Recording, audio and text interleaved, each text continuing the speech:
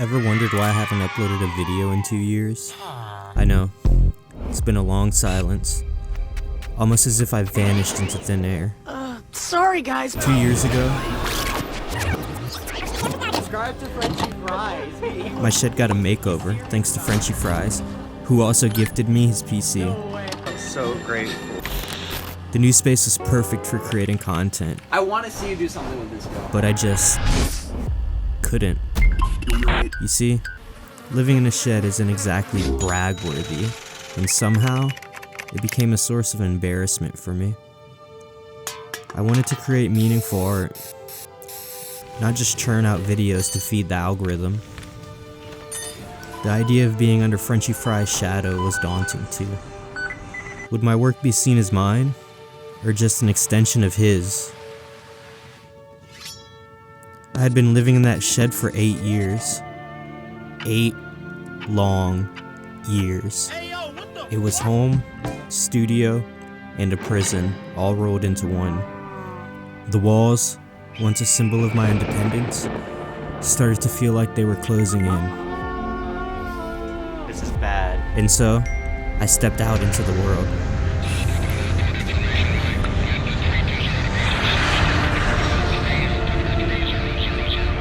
So I decided to hit the road and see where life would take me. First stop, the vibrant city of Miami. The city's energy was infectious. I found myself dancing in salsa clubs, sipping on Cuban coffee, and meeting people from all walks of life.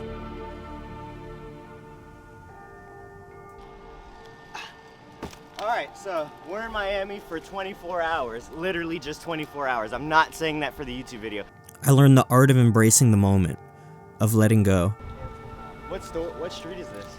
Miami taught me that life is a party, and you're the guest of honor.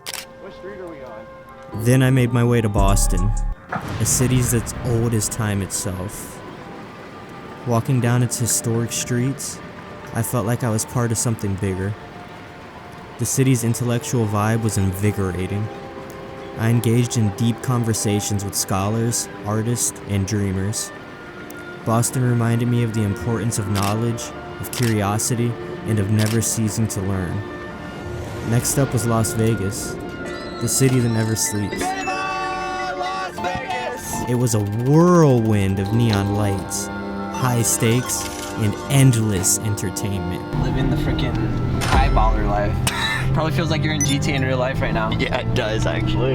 In a penthouse. Yeah, you got your own penthouse and stuff. Just like GTA. You got the tower and stuff. Kevin, thanks for getting me a penthouse while I stay in Vegas, by the way. Went from shed to penthouse. I learned that sometimes you have to roll the dice and take a chance. That life isn't about playing it safe all the time. Finally, I found myself in Los Angeles, the city of angels. It was a city that was both inspiring and daunting. Well, bye! Good luck with skateboarding. As they say in acting, break a leg! I met with dreamers, creators, and innovators. People who had left everything behind to chase their dreams. LA taught me the value of perseverance, of daring to dream, and of never giving up. I used to live in a shed.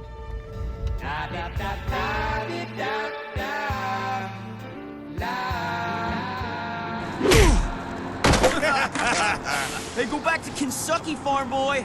Locals only. Throughout this journey, I was free. Free from the confinements of the shed.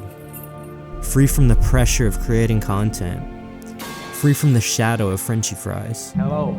I met fascinating people, learned invaluable lessons, and experienced life in its raw, unfiltered form.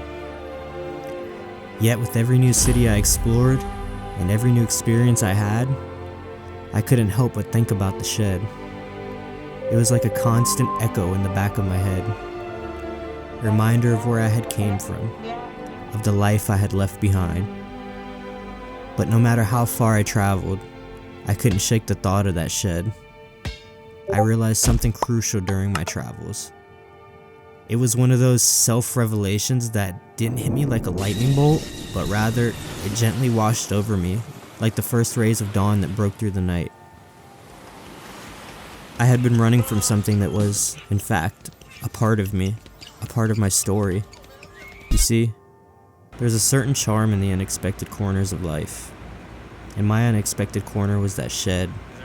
The shed that became my home, my studio, my sanctuary. It's time for me to show you what's in my crib. Yes, I was embarrassed about it, about living in a shed. But then, aren't we all a little embarrassed about something?